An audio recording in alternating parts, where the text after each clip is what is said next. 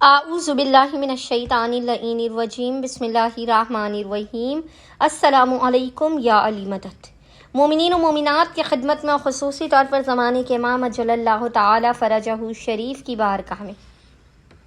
25 ذی القعدہ عید دحو العرس کی زمین کے بچھائے جانے کے دن کی اور ابراہیم خلیل خدا کی آمد کے دن کی بے پناہ مبارکباد پیش کرتے ہیں۔ آج مومنین و مومنات کی خدمت میں 25 ذی القعدہ جو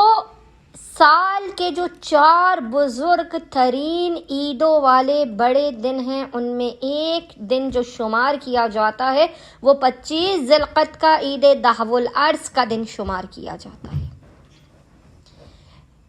زمانے کے امام اجل اللہ تعالی فرجہ شریف کی بارگاہ سے بے انتہا مجرب ترین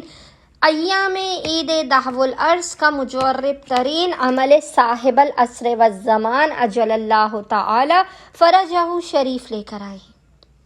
3 دن کا یہ زمانے کے امام کا مجرب ترین عمل و وظیفہ مومنین و مومنات نے خصوصی طور پر 23، 24 اور 25 ذی القعدہ یعنی 23rd ذی القعدہ to 25th ذی القعدہ ان 3 ایام میں مومنین و مومنات جو سارا سال حاصل نہیں کر سکے اس کے حصول کے لیے، بلا و مصیبت و پریشانیوں، آفات و ناگہانی بیماری اور دکھی کے خاتمے کے لیے، رزق و کاروبار میں برکت کے لیے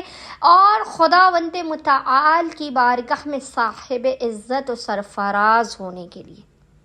زمانے کے امام کا یہ مجرب ترین عمل و وظیفہ 23 سے 25 ذی القعدہ پورے دن میں جب بھی آپ کو فرصت کے لمحات ملیں آپ واجب سمجھ کر کیجئے۔ پریشان حال اور دکھی مومنین تک اس وظیفے و عمل کو لازماً پہنچائیں۔ اچھا، مومنین و مومنات نے کرنا یہ کہ ناممکنات کے لیے اور بگڑے ہوئے کاموں کے بن جانے کے لیے، بخت و مقدر کے ستارے کے روشن ہونے کے لیے اور قبولیت حاجات کے لیے آپ نے 23، 24 اور 25 ذی القعدہ ان تینوں دنوں میں پورے دن میں جب بھی آپ کو فرصت کے لمحات ملے آپ نے روزانہ 2 رکعت نماز حاجت پڑھ کر زمانے کے امام اجل اللہ تعالی فرجہ شریف کی بارگاہ میں مثل نماز فجر کے پیش کرنی ہے۔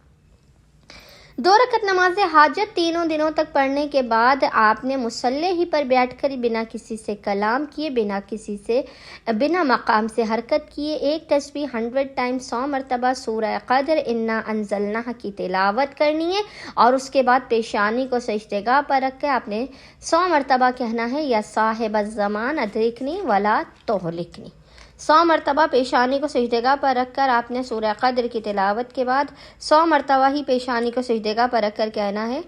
یا صاحب الزمان ادرکنی ولا تہلکنی، اور حالت سجدہ ہی میں خداوند متعال کو قائم آل محمد فرزند زہرا کی حق کا واسطہ دیتے ہوئے تینوں دنوں تک اپنی حاجات کو طلب کرنا ہے۔ خداوند متعال قائم آل محمد کی برکت سے عید دحو العرس کے ان خوشیوں بھرے ایام کے صدقے میں آپ مومنین و مومنات کی خالی جھولیوں کو بھر کے آپ کو لازماً بامراد کر دے گا۔ اللہم صلی علی محمد و آل محمد وعجل فرجہم اجمعین۔